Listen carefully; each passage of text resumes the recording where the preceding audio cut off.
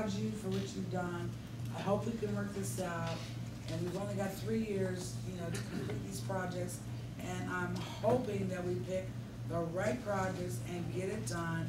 And maybe, just maybe, with a little bit of prayer and hope from God and our county council people, we can extend the CRA and make it even better than it is today.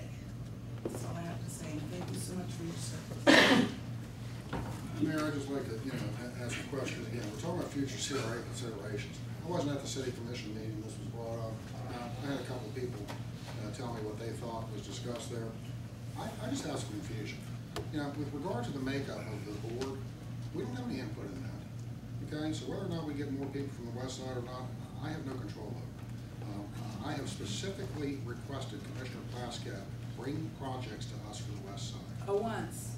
Okay, Commissioner. I don't argue with you. I'm giving you an attaboy, okay? I don't know why you want to just banter back and forth with me about these issues. I don't want to banter back and forth. I just gave you a pat on the back. Take it for what it is, and can we move on? Yes, ma'am. Now, can I finish my statement? Thank you. Okay, we have no control over the makeup of the CRA. Okay, the applicants come to the city. I don't know how the applicants are recruited, but I'm not involved with that. So that's really nothing that I can deal with. The projects that the CRA sends to the city commission, we don't choose those either for everybody's information. Those are chosen by staff. They're brought to the CRA.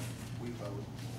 So if the projects have not been coming to the city, then the city needs to look at staff, not look at us.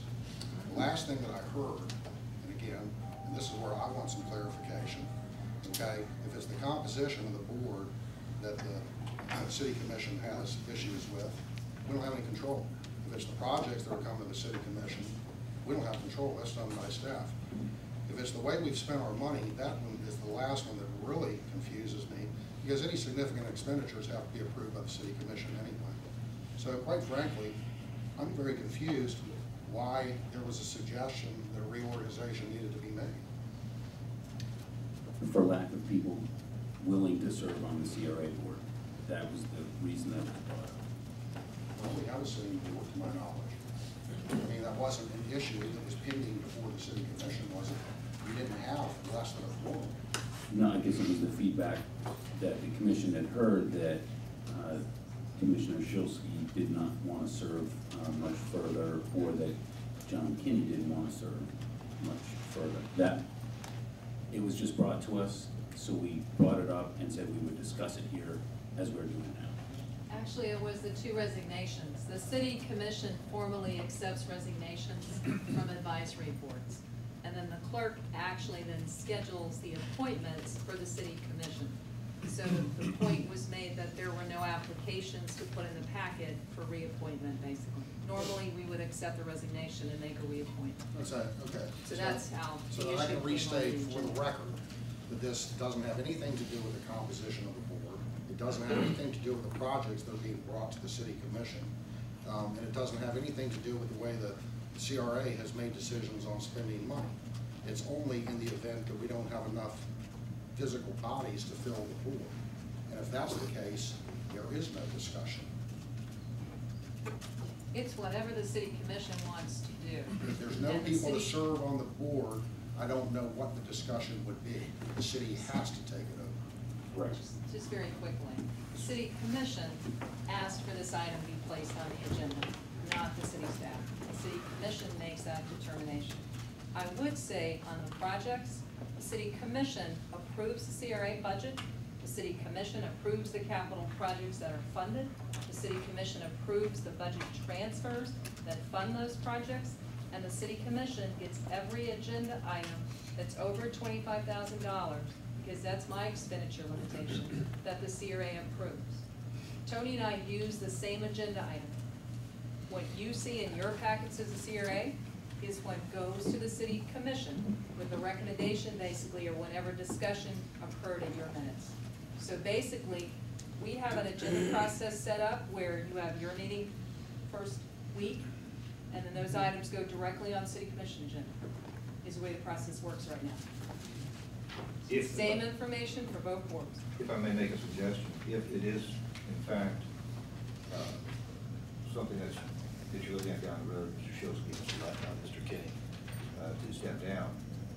I think the commission then has to take an opportunity to determine, all right, do we want to make it a 7-member board? If we want to make it a 7-member board, we then take the 5 elected officials and offer 2 seats to those who wish to serve with the city commission as CRA members. And the city commission then act as a CRA board with the 2 members.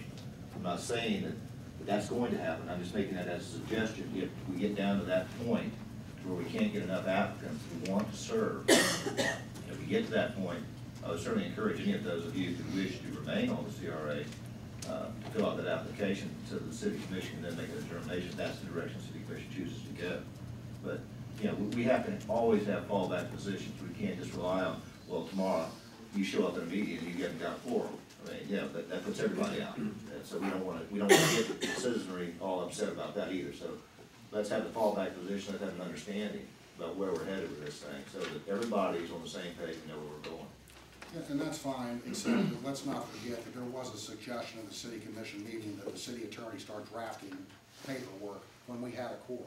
So I think it was more than just a fallback position that, you know, the city was discussing. That didn't happen.